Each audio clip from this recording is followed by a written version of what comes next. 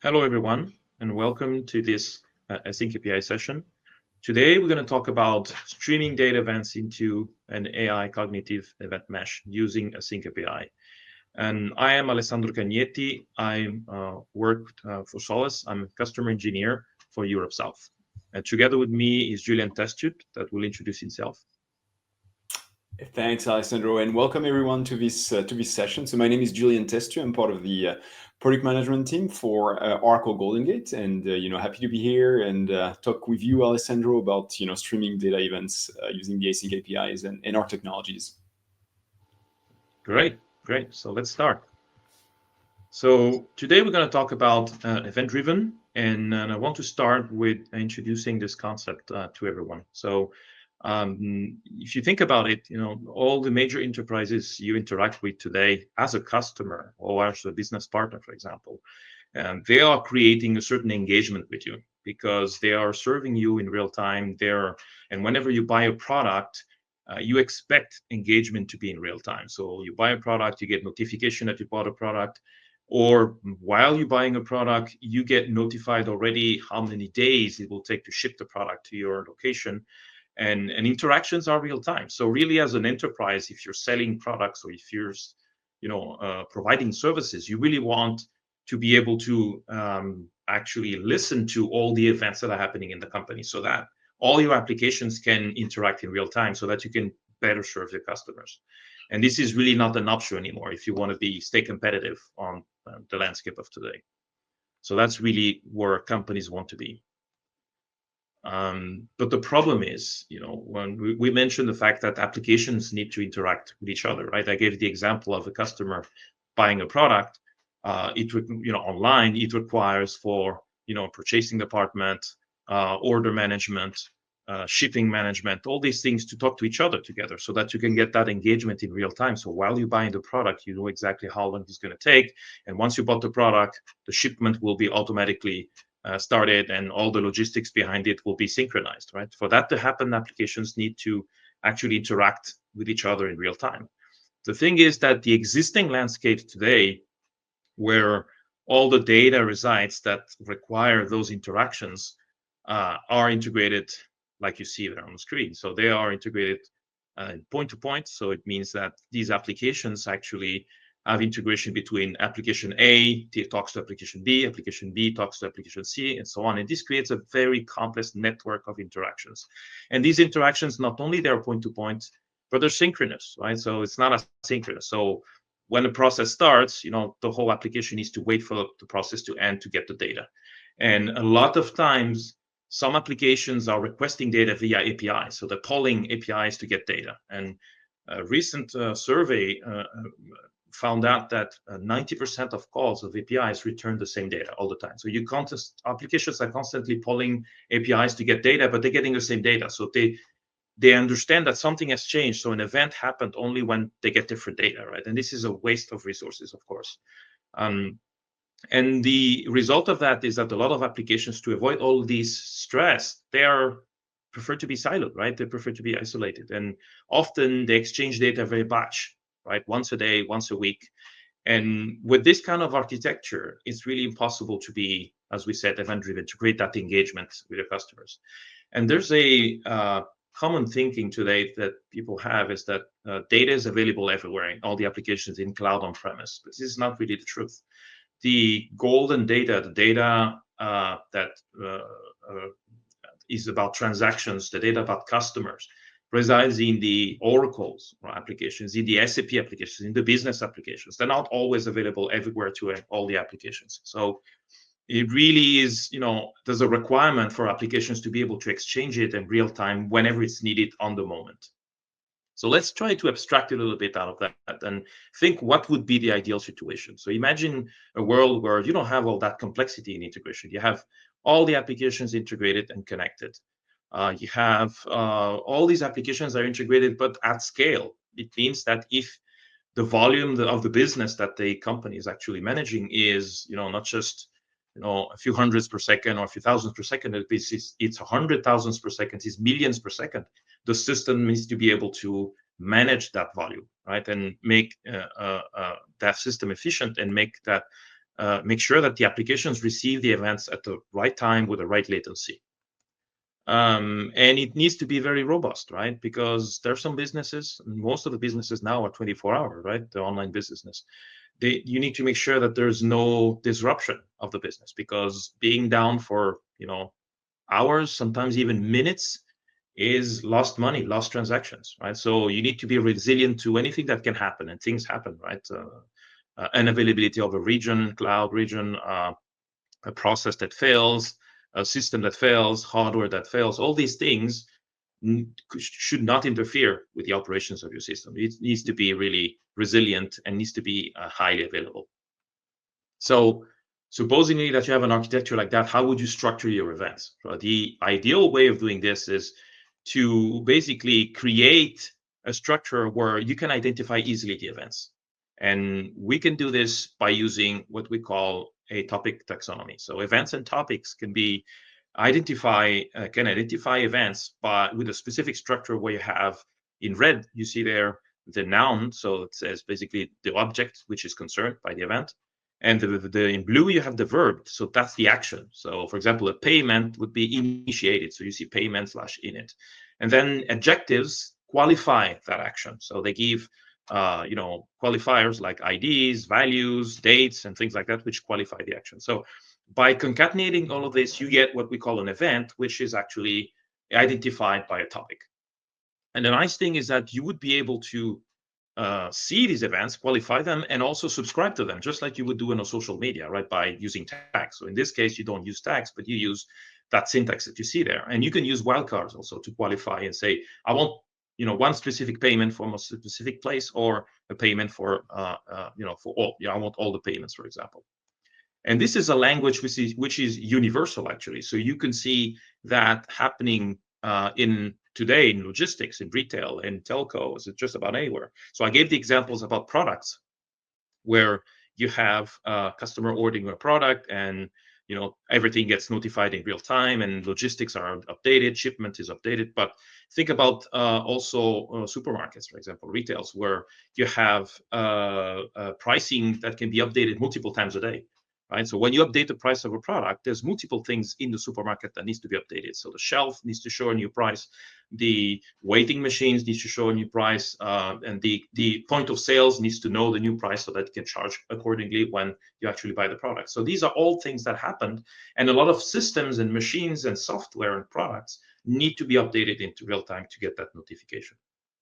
So in terms of architecture, how would you do that? So you've seen the architecture that we described before, where applications are actually tightly coupled, right? They're integrated in what we call a point-to-point fashion. And to move away from that to an architecture where you could have actually events shared and liberated, between applications, you would move to a decentralized architecture. So you would have, for example, an application that would share its events to a network. And this network would be responsible to do the routing of that event to only the applications that request that event. So if you, for example, an Oracle application is sharing its events to the network, and another application, for example, an SAP application or a Workday application wants to be notified by those events, it will have only to subscribe to those events by using that topics that you saw before. So this system really decouples the application. So you don't have that tight coupling anymore. And the network of events, so what we call the event mesh, this is what's in the middle right there, guarantees that once you place the message, you publish the message, that message will be routed, whatever happens, right? Even in case of failures of infrastructure, even if in case of applications that are non-responsive or things like that. So we get the guarantee of delivering the message, and we get the guarantee that it's going to be delivered in the lowest latency possible. Now, if we also think about AI, right? Everybody talks about AI today, but AI is nothing but another application, right? That normally uses data, public data, for example, to train a model, right? So you get, the more data you have, the better the model will be. But sometimes it's not enough, right? Because if you want to use that AI to assess problems or to respond to queries which are inherent to your business, right? Which are based on the context of your business. So, for example, you asked for an update on the shipments or an update on orders in your system, the AI application can't use public data. It needs to know your data, right? It needs to know the data that is actually siloed in those applications, in those business applications. So again, AI applications need that data that are actually shared in the event mesh. And when we talk about AI, of course, we have different categories of AI applications. We mentioned the large language models applications, AI applications. That those applications actually what they do is they use public data to train a model so that the model can answer just about any question. That's really basic what it is. Then there's an evolution of that, which is the retrieval augmented generation, called also RAG. So that one is an AI application which not just is based on an LLM, but it's also capable of receiving additional data to enrich the knowledge in that LLM. And ideally, that will be data that comes in real time, right? That will be events that come from your applications so that it's also aware of things that are happening within the company.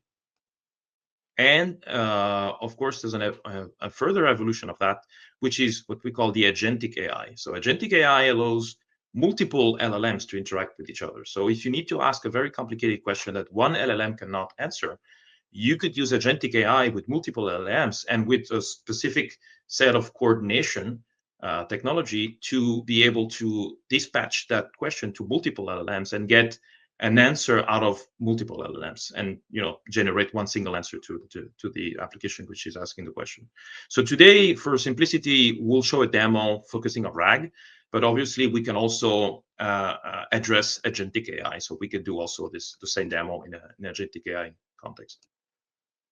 So the demo that we'll show is actually what we call the context mesh. So we'll show, for example, a RAG augmented by data that comes from the real world. So we'll show a scenario where, for example, you have a CPG company which is receiving orders with an Oracle order management, and then this company also interact with an external company that's shipping their products once an order is placed, and in all of that information, these events are published in real time to the event mesh.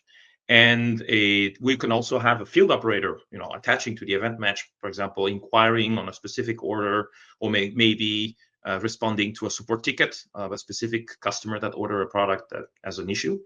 And then we could have a business executive, right, that wants actually to know specific things about the business, but doesn't have a specific application to ask questions. He's going to use an agent. So he's going to use actually a chatbot to ask questions and in natural language about specific things about the business, right? And what we'll do is we'll have the business executive interact with an AI application that will actually use RAG to increment its knowledge by receiving the events from order management and the shipping application, so that it will be able to answer questions like, for example, how many orders have been placed for a specific product XYZ, right? I want to know how that product is performing. Or, for example, are you shipping more orders, today rather than yesterday? Is the business doing better, in this day rather than yesterday? All these are business questions, right? So that an AI application should be able to answer these questions if it knows the context, if it knows what's happening in your systems. So in order to build an application like this, obviously we need what we call an event mesh. So an event mesh is a Solace event-driven approach to integration. So is basically the capability to do three important things. So first of all, liberate the events. As we said, events, most often the applications are siloed, right? They don't have an efficient way to share events or real-time data. What we want is these applications to be able to do that easily, right? To publish that information into an event mesh. And then second point is to be able to have that information which has been published to be able to be streamed and filtered, right? So because not everything will go to everybody. We don't want to spam everybody with the same information. So we want something that is intelligent. So only the application which requests certain information will receive it. And third, we need to be able to democratize that information. So any new application coming in this event mesh will be able to see what the events are and eventually request access to an event, and then fully deploy that subscription into an application, into a running environment by generating code, for example.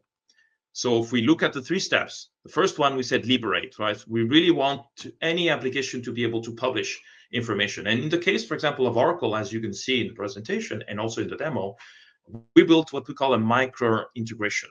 So it's an item that allows any application, in this case specific to Oracle, to publish that information and knows the specifics about that technology so that it's able to publish that into an event mesh.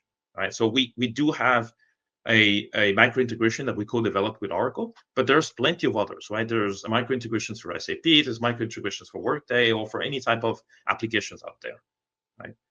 And that's step number one. So step number 2, obviously we need to be able to do string and filtering and also routing of the information. So imagine the case where you have the Oracle application publishing information into specific topics, where you have those events structured the way we mentioned before. So we could have, for example, a Spring application saying, I want to subscribe to only the inventory. So we have 2 events, inventory and sales orders. So the Spring application will subscribe to inventory, but will request the whole inventory. You can see it's using ***. And then a point of sale. So we have a store, which has a point of sales application, which, for example, wants to know the inventory. So, or for that specific store. So it will use qualifiers to say all the inventory, but only for that specific store. Or you can have a field operator, as we said before, inquiring about orders for a specific user, because that user has a complaint or is opening a ticket, for example. I want to know what's happening about orders about that user. Or I could have a Salesforce application doing specific processing for all the orders. So that application will subscribe to all the orders and will receive them as they were published. Or again, I can have an analytic sales application where I want to do analysis of a specific product. So I want to create reports, and I may want to deliver those events specific to the sales orders to a Kafka application, for example, which will then stream that data to whatever downstream analytical application. As you can see, there's ways to be really smart on how you deliver the data and how you filter the data and how you route the data. And third, we said democratize your data. So really what we want applications or developers using what we call the event portal to be able to discover what are the events in this event mesh. So have like a catalog so that I can browse these events. And then what I want is I want to allow those developers to say, really, there's a nice event, it's interesting. I can see what are the applications consuming that event. I also want to consume that event. So I'll request access to it. So that starts a workflow which will basically request access to that event so that the owner of the event will be able to say, yes, this developer can access my event, for example. And of course, once I get access to the event, I want to incorporate that into my application. So I want my application to be able to subscribe to that event. So if I don't know how to do that, so for example, I have a Node.js application, I don't know how to use asynchronous events in my Node.js application, I'll just use AsyncAPI. So I'll be able to export the definition of the event in AsyncAPI, use AsyncAPI Studio to generate the code, and then incorporate that code into my application and deploy that event into my runtime. And of course, once I do that, of course, I deploy that event against my development, test, or production runtime, so I can do the whole lifecycle management. But mostly important, I can have a KPI to monitor the use of that event, so the reuse of that event. So if I create an order event, I want to make sure that there's no 100 types of order of events. I want to have less possible order events, but ideally I want to have one type, right, which has all the possible qualifiers that everybody needs. So that I can see an index which tells me the index reuse of that event. So I can see how many people are using that event. Okay, so we described the 3 steps so that you can create your event mesh and in a very efficient way, and so that it gets used by all the applications and all the developers. So we talked about the micro integration with Oracle, and we're going to go into the specifics, what Oracle Golden Gate is and how we integrate and why it is an advantage for applications that are attached to an event mesh to be able to integrate with Oracle Golden Gate. So I will pass it on to my colleague. Julien Testut, which will talk about Oracle Golden Gate. Thanks, Alessandro.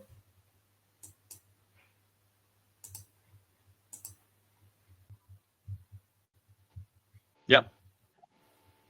All good. So, I'll go ahead. 3, 2, 1.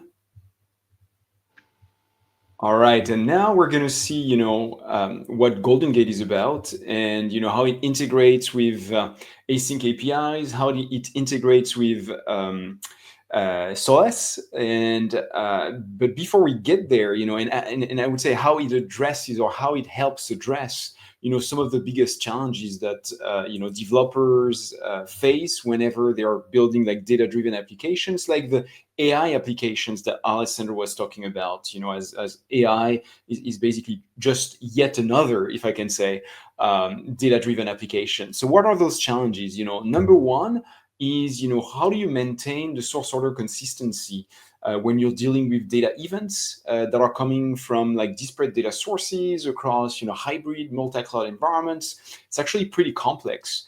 To ensure at the application level, at the consuming application level, that you're consuming the data in the right order and in a consistent manner. So we'll see how Golden Gate with AsyncAPI and Solace, helps you there.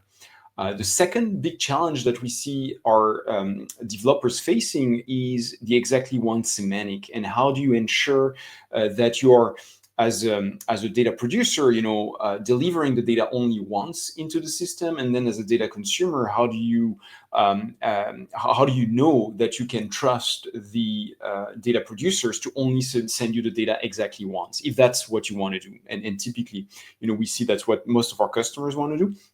So we'll see, how Golden Gate with AsyncAPI and Solace can help you there as well. The third big challenge is around the schema object management. It's great to produce data, but how do you ensure that the data consumers can actually understand the data that you're sending through the AsyncAPI channels or through your streaming platforms? And how you as a data consumer can understand those payloads that are being produced and published across the system.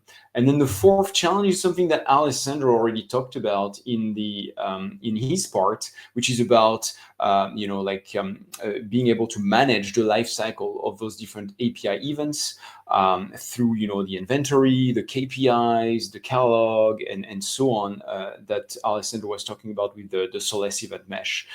So throughout the rest of the presentation, we're going to see how Golden Gate data streams with the AsyncAPI integration and Solace helps you solve and helps with challenges 1, 2, and 3.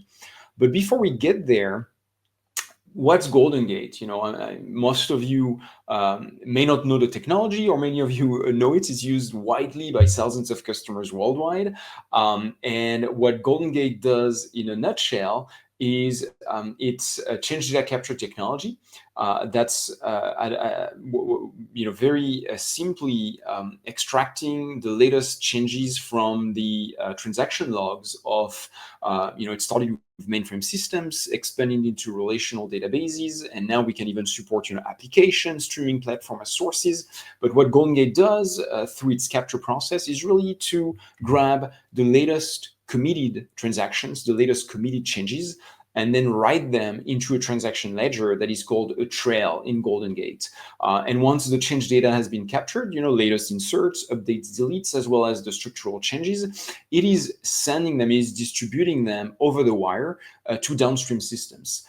And that distribution, as we're going to see today, can be done using the AsyncAPI channels. So Golden Gate data streams is going to grab the data that's been captured and is going to create AsyncAPI channels that anybody can tap into and consume the change data from, or the data events from.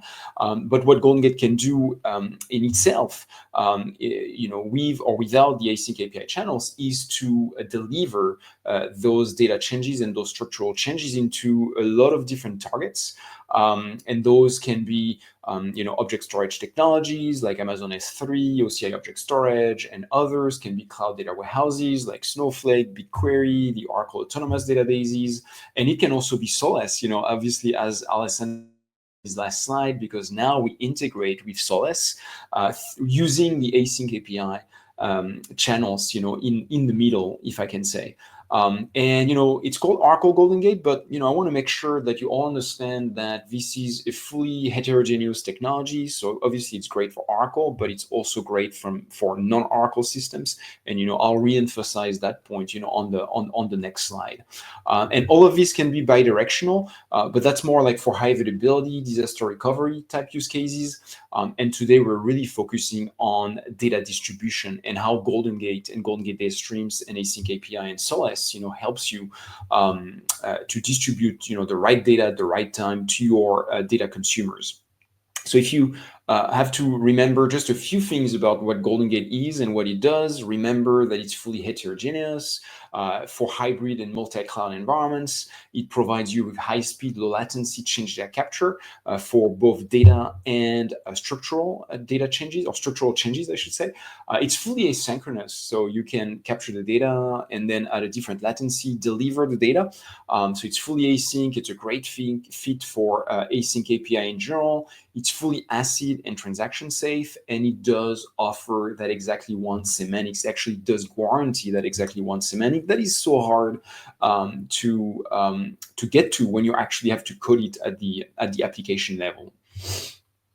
So really, as I was saying, Golden Gate throughout the years has expanded, tremendously. We started with mainframes, then we expanded into relational databases. The company was then acquired, by Oracle a couple of years back, and since then we've kept on extending the support on the source side with, a lot of systems like Postgres, AlloyDB, MariaDB, and others. And then on the target side, we can deliver to even more systems. So, like today, we're really focusing on one use case where you can use Golden Gate, but just be aware, as you listen to this presentation, you share it with others, that Golden Gate is basically for any type of data movement or real-time data movement, and provides a full streaming data platform, basically, that integrates with AsyncAPI and integrates with Solace, as we are even demonstrating today with Alessandro. So a new feature in the product is called Golden Gate Data Streams. And what this does is it helps our users, it helps developers share those change data events that the capture processes have received that are written in the trail, as we'll see in the right order and with that exactly one semantic. And now we can deliver them into AsyncAPI channels and deliver the data to any downstream consumers. We have a code generator that's on GitHub, and I'll be sharing a little more details about that.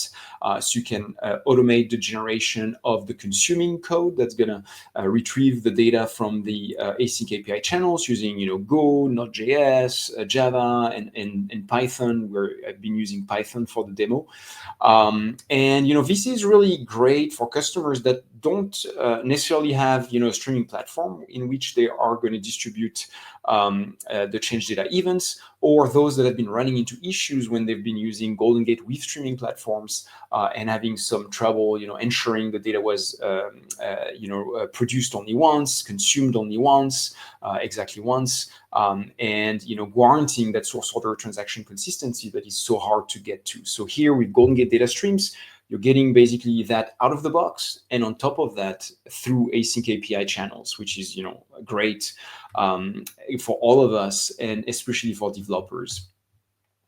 So let's go back now that we understand hopefully more about what is Golden Gate and how it works. We are going to take a look at challenge number one. How does Golden Gate help you maintain that source order consistency that is so important? This is done through our capture process and the transaction ledger that are called the trails. So if you look on the left side, and we take a look at a relational database example, let's say Postgres, for example, or Oracle or MySQL, Golden Gate basically keeps track of everything that's going on at the database level. But what it's really going to take care of is grabbing those committed transactions and then writing in the transaction ledger in the trail the data events as they came in at the source endpoint. So if you're getting an insert followed by an update and then a delete and then another update, all of those operations are getting written into the trail only when they've been committed and in the order of the source operations. So that's how we ensure that on the capture side we are maintaining that source order consistency. And then when we deliver the data events into AsyncAPI channels or into Solace directly or into any of the other targets that we support, we have the right processes that are going to be reading the trails and delivering to the target or to the AsyncAPI channels the data in the order it has been written into the trail. And so basically what this means for you as application developers or data engineers or AI engineers that need to get the right data into your AI engines, as Alessandro is going to show a bit later, it means that you have nothing to basically code or develop, no custom code to handle the source order consistency. Golden Gate is transaction safe, so it's preserving all the transaction boundaries. And because it's a real-time data movement service and component, the data is always fresh. It's never last year's data or last day's data. It's the data that has just been committed into your source systems that get pushed into Golden Gate and into the transaction ledger, and that then gets delivered into the AsyncAPI channels or the Solace and other targets that we support. Now, challenge number 2. How do we handle that exactly one semantic? And how do we handle it, from an async API standpoint? So as I've already said, Golden Gate is fully ACID, fully transaction safe. And with the data streams component, that is the one that allows you to publish the data events into async APIs, we offer you 3 different quality of service, 3 modes from a quality of service standpoint. The first one is at most once. And what this means is that the data will be delivered at most once, but it may not be delivered, so there could be gaps in the data stream. And that means the downstream application that's consuming the data must be able to, handle that. We can also deliver the data at least once. That's the second mode from a quality of service standpoint. And what this means is we may send duplicate records from time to time. And that also means that the downstream application will need to have some logic to be able to handle that.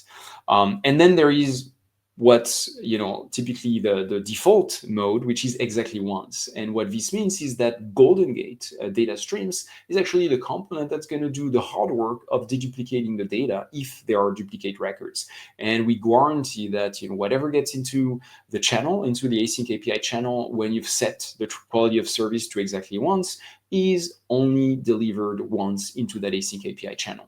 But that's up to the AsyncAPI channel, right? Like whatever happens next is not really something that Golden Gate handles. But if you use Golden Gate data streams along with Solace, then we have that ability to guarantee exactly once semantics throughout the end-to-end event mesh. And as the AI example that is Alessandro is going to show.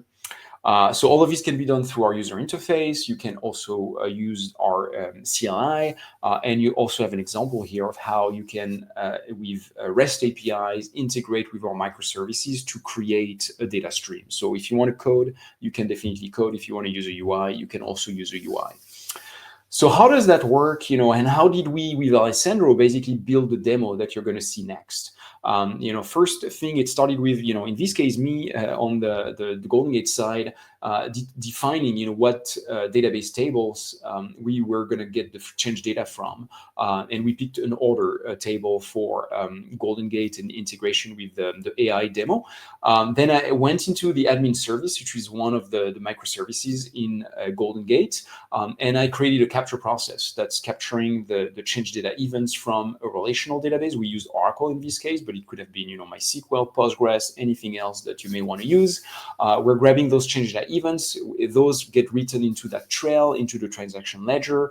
Remember, in the order the data was committed at the database level. So all of that is now saved into a trail. And then I defined a data stream. And in that data stream, I picked the trail that was created by the capture process.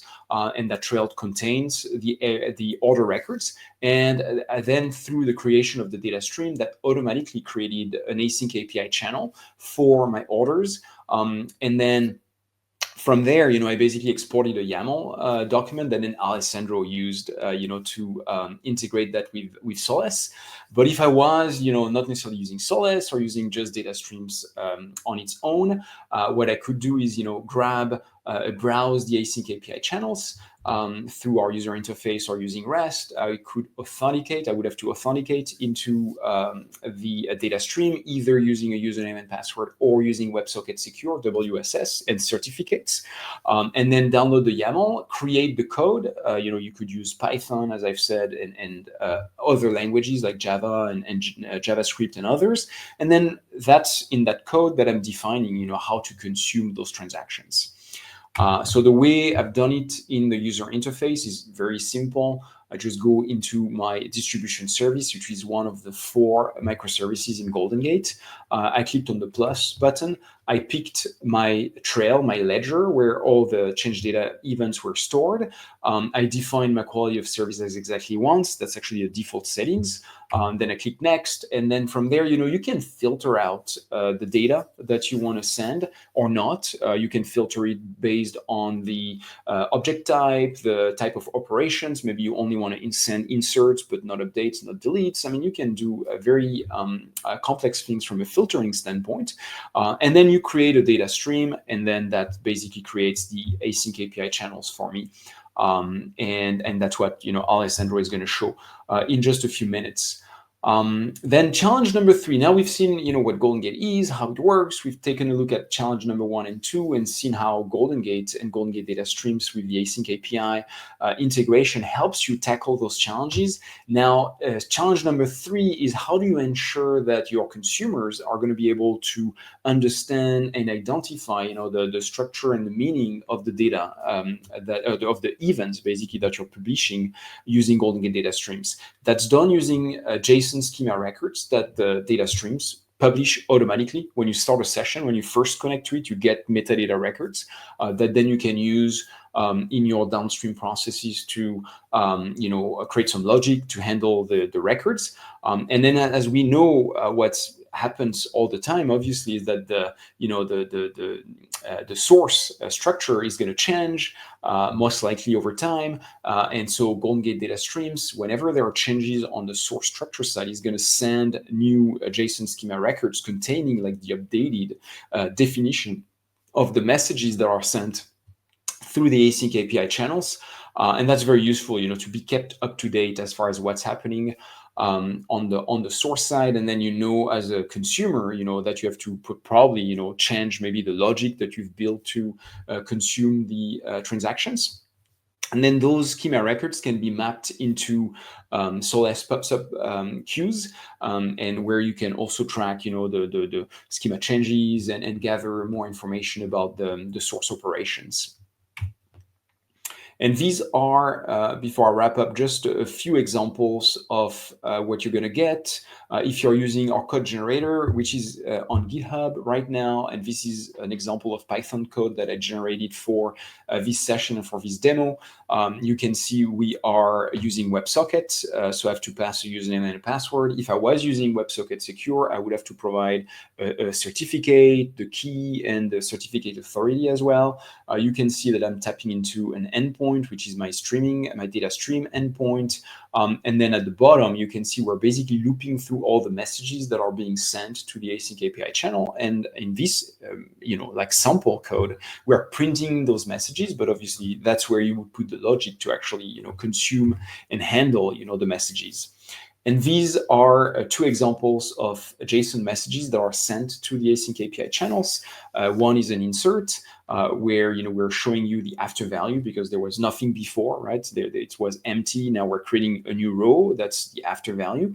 And an example of an update right here where we have the before value, and we can see that the after value contains a new updated order total. It was set to null. Now it's set to about like 13,000 euros.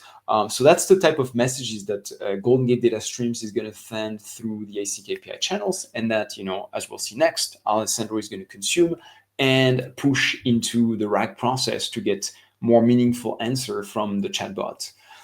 So Alessandro, over to you. Thank you. So I think you see me. I'm going to share my screen again.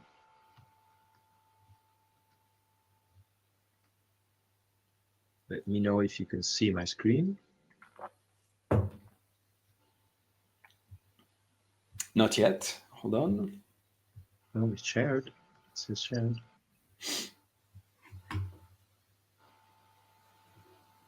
Do you have a pop-up? Like, I know for me, I'm always getting that pop-up allow, sharing the entire screen. No, let me do it again. I did it before. Okay, perfect. So what we're going to do right now is, and we're going to show you a demo where we'll integrate actually Golden Gate, so all the things that you've heard from Julien, with a Solace context mesh. Okay, so let's suppose that we're building a context mesh for that customer that we identified before. So it's a CPG customer that has an order system. And the order system is actually based out of Oracle application. So we have the orders coming in from a database, so an Oracle database which has an Oracle retail application on top of it. And Golden Gate is actually capturing those events, those orders. And we want to be able to get those events into the event mesh. So what I basically do is I'll ask Julien, hey, Julien, can you give me the AsyncAPI definition of those events? And Julien, basically, as he said before, as he showed in his presentation, will export those definitions using the the AsyncAPI Studio, and send me the export, and I will use that to simulate actually the events in the database. So I'll have within a browser the actual same syntax of those events coming from the database, so that I can show you that in a demo, in a very simplified demo today. Then, obviously, when I do that, I'll be able to, in real time, get those events continuously into the event mesh. So, and what we'll do is we'll have two types of events, right? We'll have, as a meaningful for a database, we'll have an insert event, so a new order has been inserted, and an update event, or an existing order has been updated, for example, with all the qualifiers that we talked about before. Now, then we'll have also a shipping service, right? Shipping service is another application that's actually notifying of shipping products. So the whole shipping logistics, which is behind it, has several events. So we'll have that also sent to the event mesh. And that has its own obvious topic and also own syntax.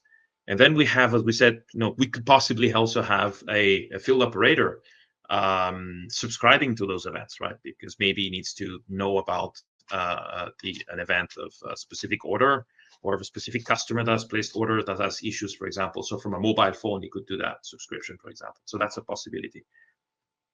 And then we have the Solace AI connector. Solace AI connector is an application that will be able to merge the two things we said before, so, right? The knowledge base that we have in the LLM, so that capability, plus what we call the context DB. So all the events that come from these business applications will be stored in that context DB, so that whenever someone will ask a question to the AI chatbot, we'll use both of these knowledge base to answer the question.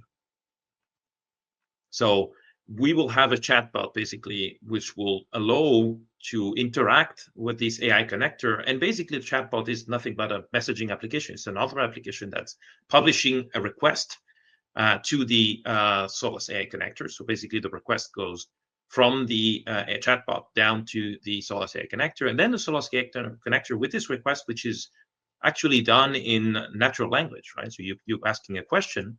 We'll use both the LLM capabilities plus the context DB capabilities, and we'll merge that so that it can give you an answer which is aware of the context. So it's aware of the orders that are getting either inserted or updated, or the shipping which has been actually shipped to the customer, right? And then an answer will be created and will be sent back to the chatbot. So that's like what we call a request reply pattern. So it's a messaging pattern, basically.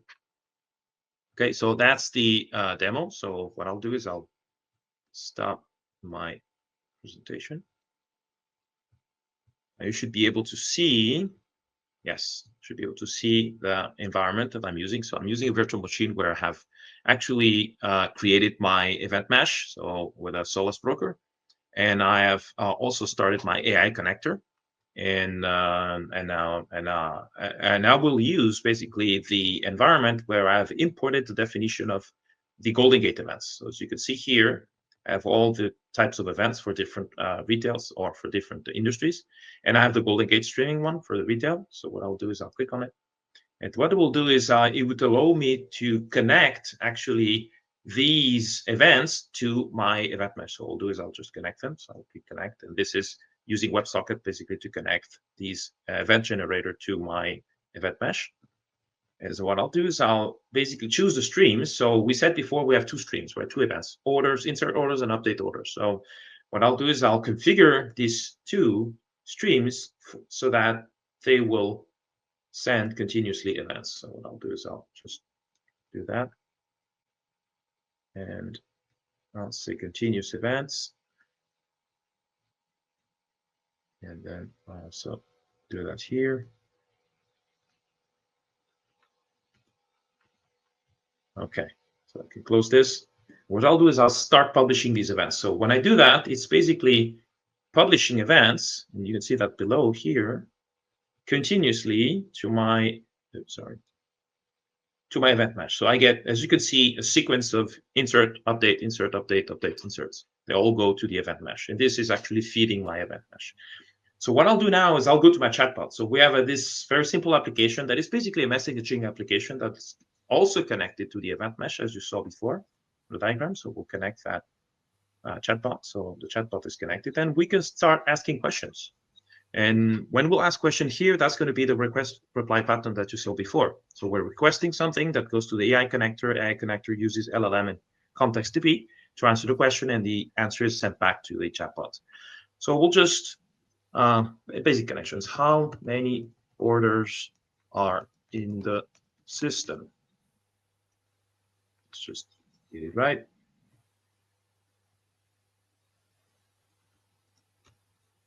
All right, let's go.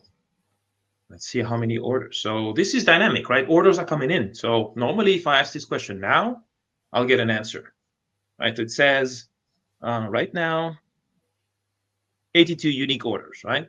So if we ask the question again, let's see if we get a different answer. Maybe some orders are coming in, maybe not. You're going to get more now. You should get more, right? Yep. Let's see.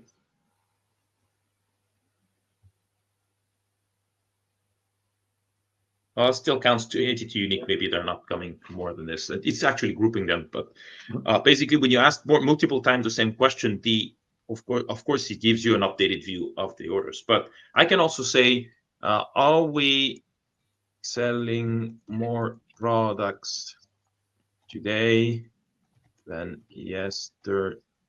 Actually, today, or maybe say, are we getting more? Getting more orders. Orders, yes. Today than yesterday. Mm-hmm. Let's see.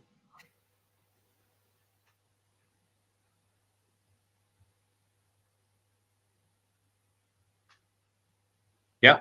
Today we've got 27 orders, and yesterday we've got 11 orders. So that's actually,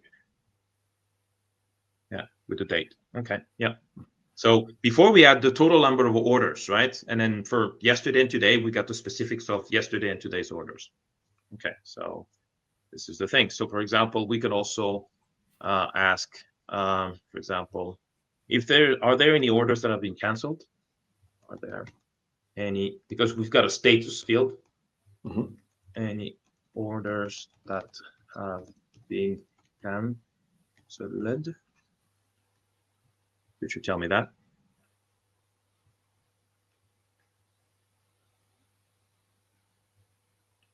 Yeah. Yeah. There you go. So if you see, it elaborates also. It also tells you how it found the answer, right? So it says it's done a distinct on the order IDs, and it tells you also, oh, it looks at the state and counts also how many those are there. So as you can see, you can ask questions really quite freely and get an answer which is a qualified answer. So it also tells you how it does it. And as all the LLMs, it can be also creative. If you ask multiple times the same question, it will also give you the answer in a slightly different way, maybe detailing more how it does it. So this is a characteristic of LLMs.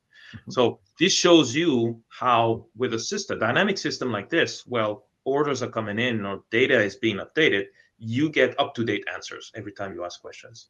And you could do questions in natural language and you get that answer immediately. And it's quite easy to connect applications, as you saw before with the Golden Gate application.